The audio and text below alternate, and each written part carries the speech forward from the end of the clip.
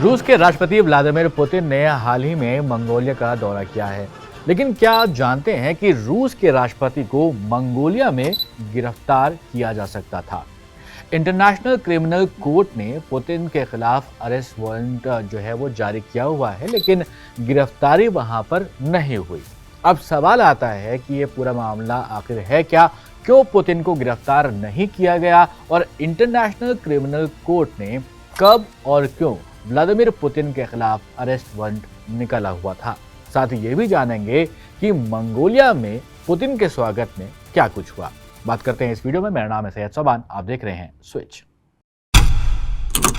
Putin जब 2 दिन के दौरे पर मंगोलिया पहुंचे थे तो दुनिया में इस बात की चर्चा होने लगी कि मंगोलिया में पुतिन को गिरफ्तार किया जाना चाहिए।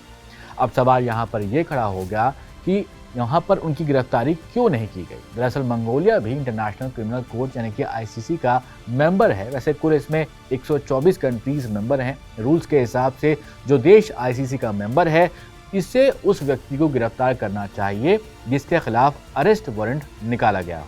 आप तस्वीरें देखेंगे तो मंगोलिया में पुतिन का रेड कारपेट पर स्वागत किया जाता है।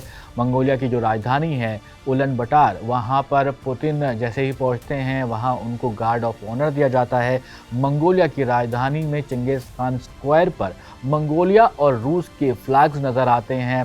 पिछले 5 सालों में अगर देखा जाए तो ये पुतिन का पहला दौरा है मंगोलिया का। वैसे पुतिन मंगोलिया पहुंचते इससे पहले देश में कुछ लोगों का प्रोटेस्ट भी देखने को मिला था, जहां कुछ लोग एक बैनर लिए खड़े हुए थे जिस पर साफ साफ लिखा हुआ था get war criminal Putin out of here, यानी मंगोलिया से पुतिन को बाहर निकालें। फरवरी 2022 जब रूस ने यूक्रेन पर हमला किया, उसके बाद से दोनों देशों की जो सोल्जर्स हैं और सिविलियंस हैं उनकी जानें गई हैं। लेकिन आप अगर सिर्फ यूक्रेन की बात करेंगे तो यूक्रेन में जुलाई 2024 तक 11,000 से ज़्यादा मौतें हो चुकी हैं, कई घायल हैं, हज़ारों घायल हैं। ऐसे में कई इंटरनेशनल एजेंसीज हैं जो पुतिन के खिलाफ कार्रवाई कर रही थीं, जिसमें कि मार्च 2023 में आईसीसी ने व्लादिमीर पुतिन के खिलाफ अरेस्ट वारंट जारी किया था। उन पर आरोप है कि उन्होंने सैकड़ों यूक्रेनी बच्चों को अवैध तरीके से रूस में डिपोर्ट किया है। अब ऐसे में इस वारंट के हिसाब से आईसीसी के जो 124 मेंबर कंट्रीज हैं, वहाँ पर अगर पुतिन जाते हैं तो उनको गिरफ्तार करना चाहिए उनको।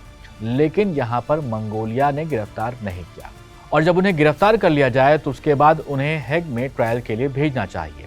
हेग नीदरलैंड्स में एक शहर है जहाँ पर आईसीसी का हेडक्वार्टर है। अब जब गिरफ्तारी नहीं हुई मंगोलिया में, तो यूक्रेन के विदेश मंत्रालय की तरफ से जो प्रवक्ता हैं उन्होंने पुतिन को गिरफ्तार न करने के लिए मंगोलिया के फैसले को आईसीसी और इंटरनेशनल क्रिमिनल जस्टिस सिस्टम के लिए एक बड़ा झटका बताया। वैसे जब से यूक्रेन और रूस के बीच में वॉर चल रही है और पुतिन के खिलाफ वारंट जारी हुआ है, तब से पुतिन 12 देशों की यात्राएं कर चुके हैं। इनमें चीन, नॉर्थ कोरिया, सऊदी अरब और यूएई जैसे देश शामिल हैं। रिपोर्ट्स बताती हैं कि पुतिन अभी तक ऐसे देशों की यात्रा कर रहे थे जहां पर वो इस आईसीसी के मेंबर नहीं हैं। उनको डर था कि कहीं वो गिरफ्तार ना हो जाएं, लेकिन मंगोलिया पर रूस को भरोसा था।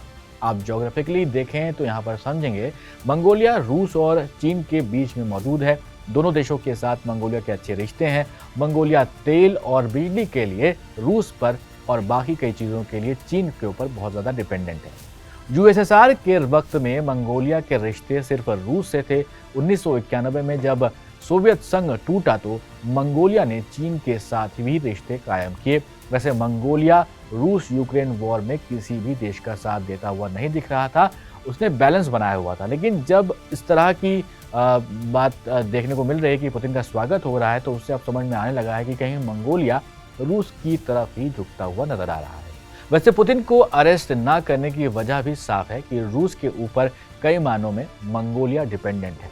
कई एक्सपर्ट्स ये मानते हैं कि आईसीसी से ज़्यादा ज़रूरत मंगोलिया को रूस की है और इसी वजह से पुतिन का भव्य स्वागत किया गया और इस गिरफ्तारी को टाल दिया गया, जो कि आईसीसी के जो नियम हैं उनका उल्लंघन भी है। वैसे आपके मन में ये भी सवाल आएगा कि आईसीसी खुद क्यों उन्हें गिरफ्तार कर लेता है, तो इसका जवाब ये है कि आईसीसी डायरेक्टली गिरफ्तार नहीं कर सकता है, उसको अपने जो मेंबर कंट्रीज़ हैं उसके ऊपर डिपेंड होना पड़ता है। यहाँ आपको ये भी क्लियर कर दें कि भारत, चीन, तुर्की, पाकिस्तान, रूस जैसे कई बड़े देश हैं वो आईसीसी के मेंबर नहीं हैं। वैसे आईसीसी के बारे में आपको बता दें तो नीदरलैंड में इसका हेडक्वार्टर्स है। 1998 में इसको फाउंड किया गया था और ये कई चीज़ों के लिए अब या कहीं भी अपराधों के लिए यहाँ पर कार्रवाई करता है, जिसमें कि नरसंहार, मानवता के खिलाफ अपराध, वॉर क्राइम जैसी चीज़ें शामिल हैं।